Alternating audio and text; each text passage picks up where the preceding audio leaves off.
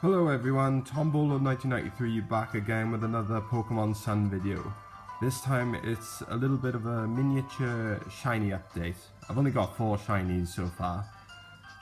And that also includes Shiny Tapu Koko that I've recently got. But this is just a quick little update I did. I will remind you that I have got the shiny charm by completing the entire Alolan Pokedex. And I think it helped a little bit, but there have been a couple of Pokemon that I managed to get as a shiny prior to getting the shiny charm, and that was via SOS chaining. So let's get started, shall we? First we got Tapu Koko, which I got last July from the mystery gift via the internet. And this one, this is a SOS chains Pokemon. It's Carbink, probably the only non-Gen 7 Pokemon that I got as a shiny in Pokemon Sun. Actually, it's the only one I got so far. I was chaining Sableye and Carbink for like over an hour about a couple of weeks ago. And trust me, I will say that SOS chaining can be time consuming, depending on what Pokemon you're hunting for, and it is not, and I repeat, not the easiest task to accomplish. Anyway, I like the overall design of Shiny Carbink. Nice cyan coloured mane, if you could call it that, and black rock, similar to Diancie, where her rock body is black, but her dress is magenta. Anyway, up next we have Shiny Tapu, which I got as a Picky Peck. And again, I was SOS chaining for Picky Peck, probably because all those YouTube videos I watched of early SOS chaining for early Pokemon, of course, where you start off in Melee Island, they've probably the easiest ones to encounter, and I think the higher Pokemon you encounter, the higher level Pokemon you encounter, the harder and longer it is to encounter a shiny. There are some that don't call for help, such as Goomy or Minyo, but I digress. Anyway, I love the overall design of Tapu as well.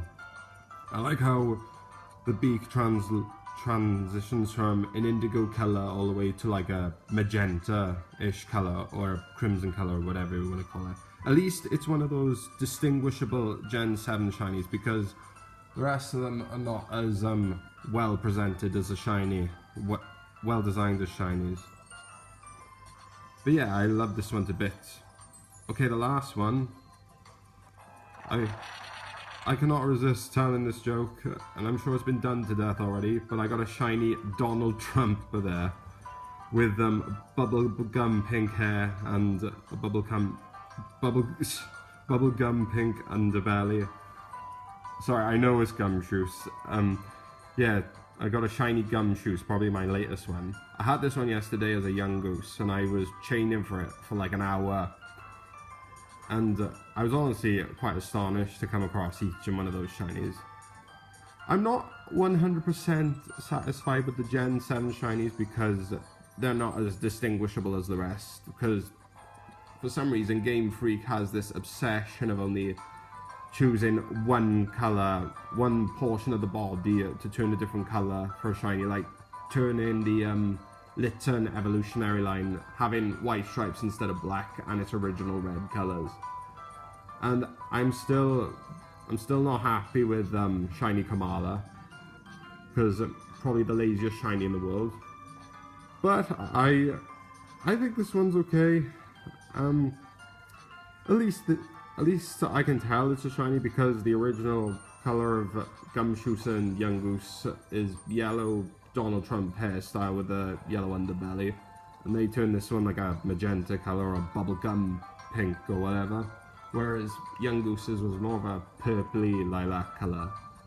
But yes, I am quite impressed with what I found, and I'm very happy with what I got so far in terms of like shiny hunting and stuff like that.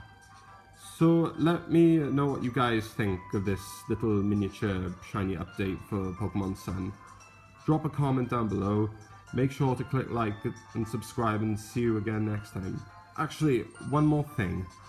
From what I've seen in Pokemon Ultra Sun and Ultra Moon, where shiny hunting is a little bit easier when you do it in Ultra Space, I think I might try that next time. Even though it is kind of predictable with what Pokemon you may encounter, and there is a bit of a high chance that you might get a shiny depending how many light years you travel. But yeah, I'm kind of looking forward to it. Plus the shinies of the newer Pokemon such as Poipole, Naganadel, Stakataka, and Zeraora are very well presented as shinies, and they're a hell of a lot more distinguishable, by the way. But I wish I could say the same for Blacephalon. But at least I can tell it's a shiny because the original body parts of Blacephalon are white, such as the head, feet, and hands. Still keeps this cyan, magenta, yellow bodysuit on, but the white parts are blue. But yeah, I'm very proud of this little shiny collection I got. See you in a bit. Bye.